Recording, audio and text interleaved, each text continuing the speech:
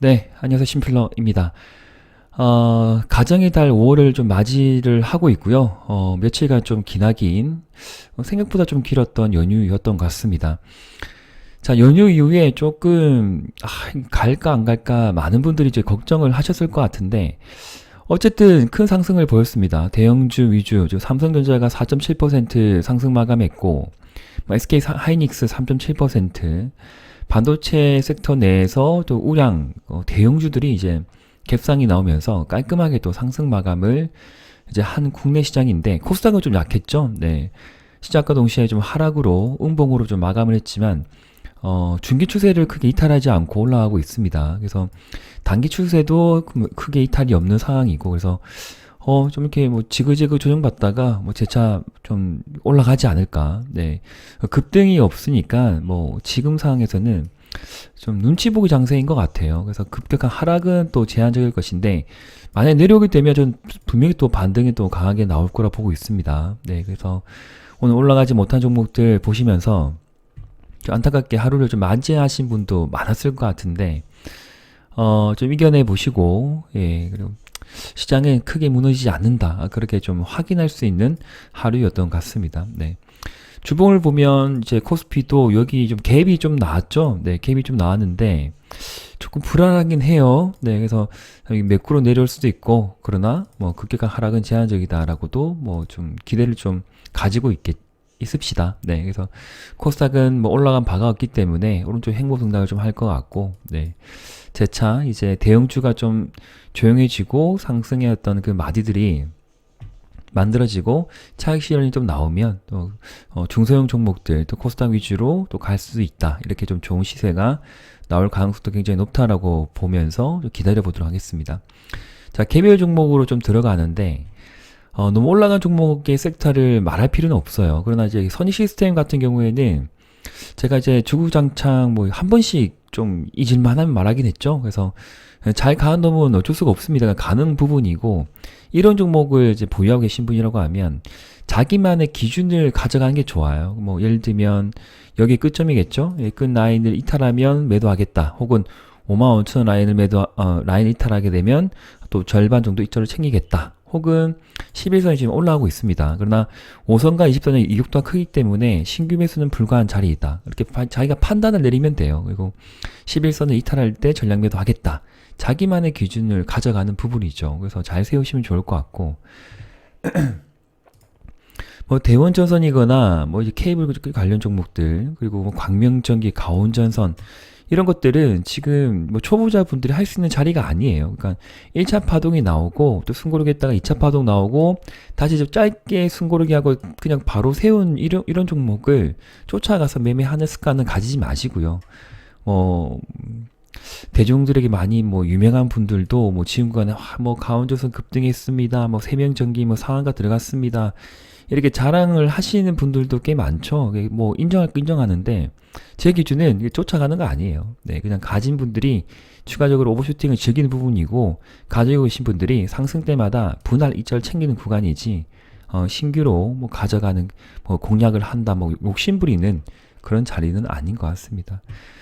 아니면 손발 빠르게 뭐 분봉 보고 매매하신 분들은 그냥 하는 거죠. 근데 지금 뭐 제 영상 시청하시는 거의 대부분의 분들이 그런 분들은 아니고, 네, 찬찬히 차분히 수익 매매하고 또 직장인 공략 종목들 위주로 대응을 하시는 분들이기 때문에 제가 공격적으로 언급할 필요는 없을 것 같습니다.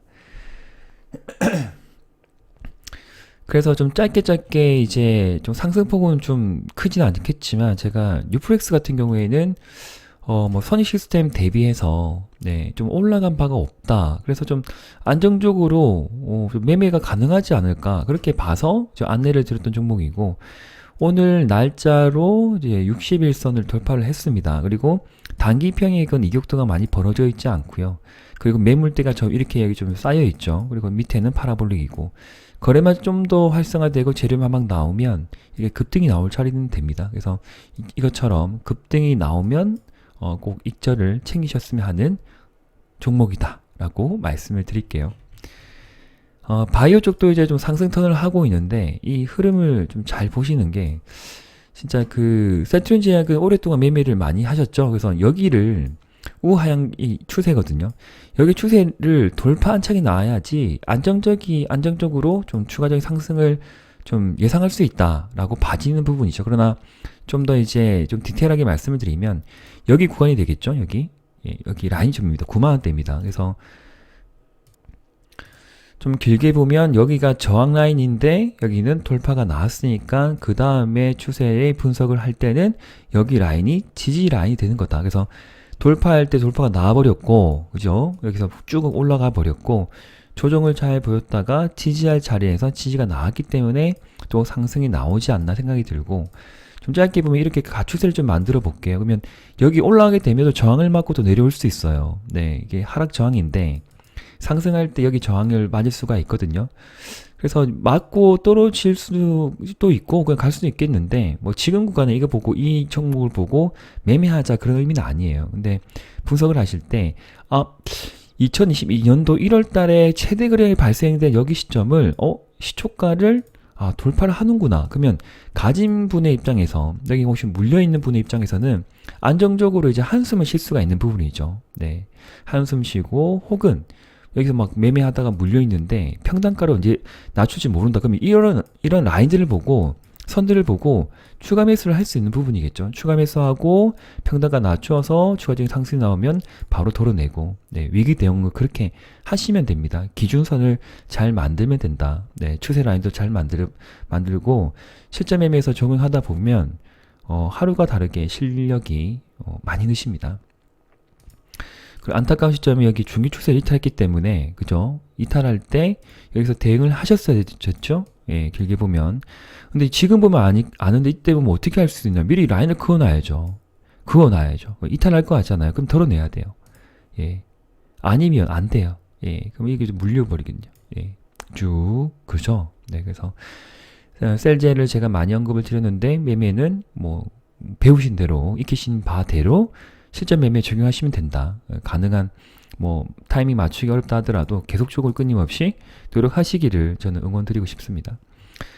자, 삼성전자는 제가 봐서는 여기를 단기적으로 돌파하기는 어려워요. 네, 어렵습니다. 여기. 그래서 제가 뭐 가면 정말 좋겠지만 너무 큰 욕심을 부리지 마시고요. 여기의 폭보다 그냥 심플해요. 여기의 폭보다 여기 좁아요. 좁기 때문에 단기간에 에너지가 응집이 되었기 때문에 추가 분출이 나오면 그 에너지가 분출이 돼야 됩니까? 해소가 돼야 돼요. 소멸. 어떤 의미인지 아시겠죠? 예. 크게 에너지가 응집이 되어서 올라간 바가 있기 때문에 이제 풀어줘야 된다. 즉, 하락할 경향이 굉장히 높다. 예. 그래서 올라갈 때 절대 따라 붙으시면 안 돼요. 그리고 만약에 이제 삼성전자처럼 이런 종목을 매매를 하고 싶다고 하면 중기 추세죠. 중기 추세를 보면 엄청나게 잘 살아 있습니다. 삼성전자가. 그래서 여기 추세 근접 때마다 없으면 사는 거죠. 여기. 예, 계속 끊임없이 가신 분들은. 예, 사는 부분이고, 그 다음에 저 위에, 복사를 좀 해볼게요. 하면 쭉, 이게 좀 복사를 해보면, 여기는 매수권이고요. 여기는 매도권이에요. 그래서 올라가면 여기 단기 매도권이라고요. 예, 중기 매도권도 맞죠. 예.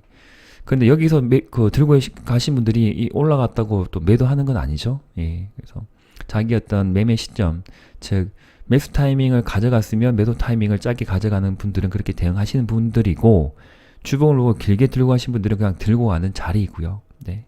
그렇게 보시면 돼요. 야, 잘 올라갔다. 삼성전자. 그죠? SK 하이닉스도 동일하게 대응하시면 될 것 같습니다. 네. 자, 그리고 삼성전기도 괜찮고, 현대차도 여기서 좀 스물스물하고 있는데, 이건 뭐 신규 공략할 자리가 아니죠. 가진 분의 입장에서 더 들고 갈 수 있는 자리이다. 뭐 그렇게 봐지는 겁니다. 현대자동차. 그러나 여기가 좀 돌파가 좀 약간 애매해 보이죠. 예, 힘들어 보이긴 하고 너무 밀집되어 있어요. 예, 밀집되기 때문에 절대 이 구간에서 매수하시면 안 됩니다. 현대차나 기아도 약간 그렇네요. 그래서 상승하고 진짜 매수할 것 같으면 이런 라인, 조정을 보일 때만 매수이지 현재 구간은 관망입니다. 관망이거나 하지 않거나, 그죠? 현금을 들고 있거나, 그렇게 보시는 자리예요. 욕심낼 필요 없습니다.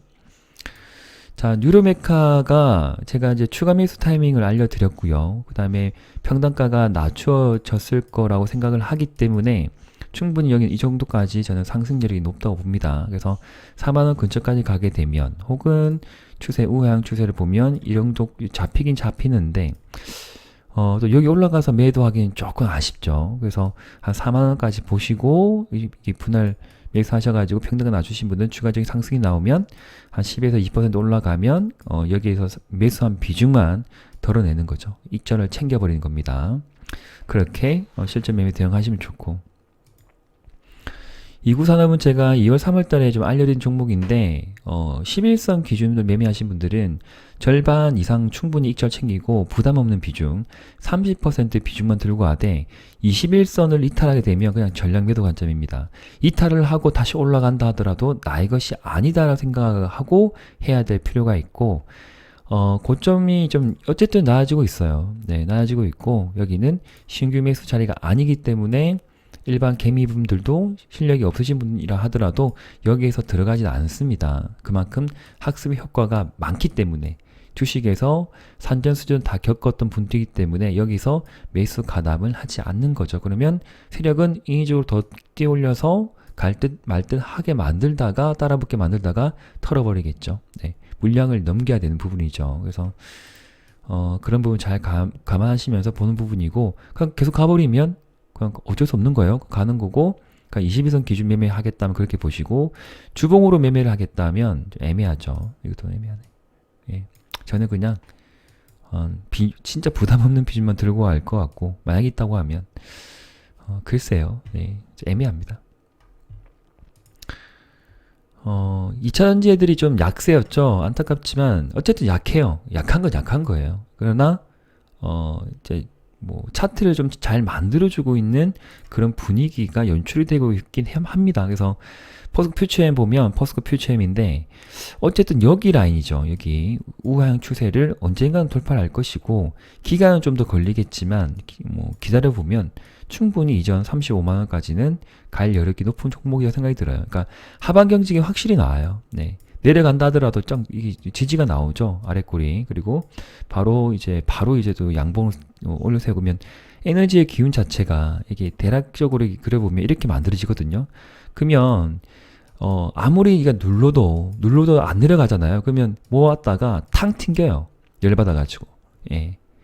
그런 상황이 연출될 수 있습니다. 네.